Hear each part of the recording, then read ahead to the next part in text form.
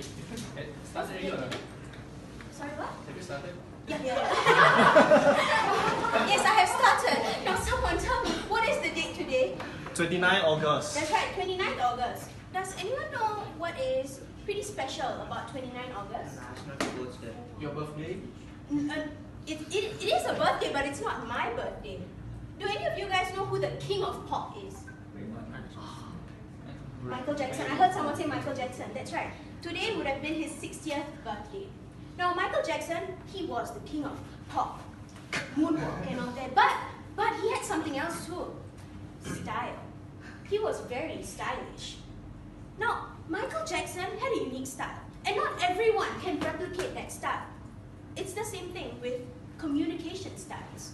Someone out there might have a different communication style. You might have a different one. You might have a different. I have a different communication style. That's what makes each and every speech that we can hear out there so unique. That's what makes interactions with new people so unique, because they communicate slightly differently. And something that strikes you as, wow, that's a unique way of communicating, could actually stick in your mind and make a good impression, and a lasting impression as well. So the question now is, what is my communication style? Let's take a look at the title that I decided to choose for this particular speech. It's style with a winky face. It's not just style, full stop, it's style with a wink. Why a winky face? I decided to Google, what does a winky face mean? What can it mean? And words like lightheartedness, fun, these words come up. And I'm like, you know what? I would like my communication style to be described as such. So I started thinking about what are the ways that I actually make my speech lighthearted and fun. Have they been lighthearted and fun all this while? And when I was thinking about it, I realized, you know what? My communication style is just like the winky face. It's lighthearted and fun. What makes it lighthearted and fun? So I've already showed you a way that I make my speech lighthearted and fun. I talked about Michael Jackson, right? Pop culture references. I love injecting pop culture references into my speech. Why? Just because they give a bit of a pop to my speech. It stands out, it could be a little bit unique, and it could make someone think, Michael Jackson? Why is she talking about Michael Jackson? What does that have to do with communication style? You might have wondered about that. But now, it's all about me. I'm going to be talking about me. So from popular culture, I have progressed into talking about my favorite topic, which is myself.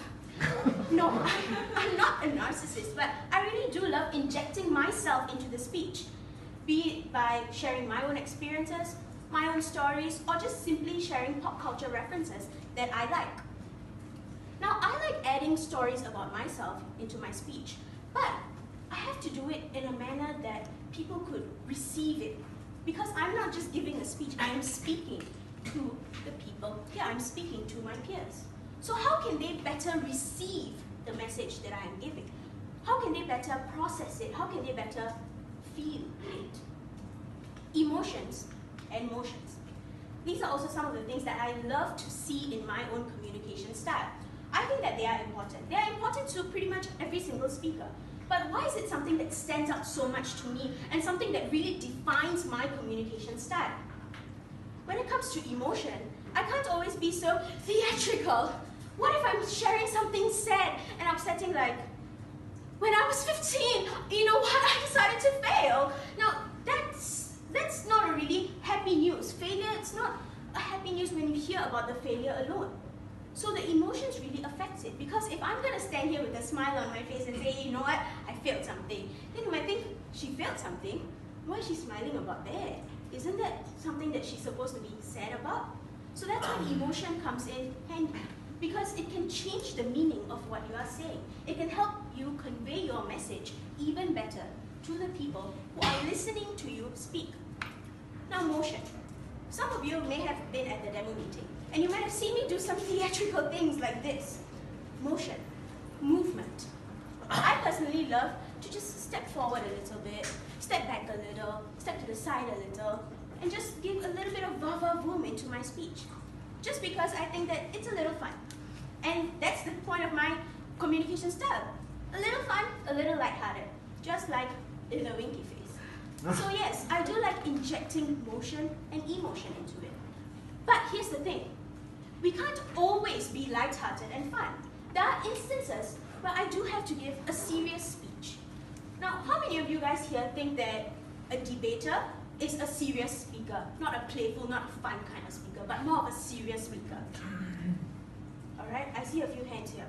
How many of you here believe that I can be a debater? Thank you. But that was significantly lesser hands than when I first asked the question. When I asked the question, how many of you believe that a debater is actually a serious speaker, I saw more hands. But when I asked about how many of you think that I can be a debater, not as many hands.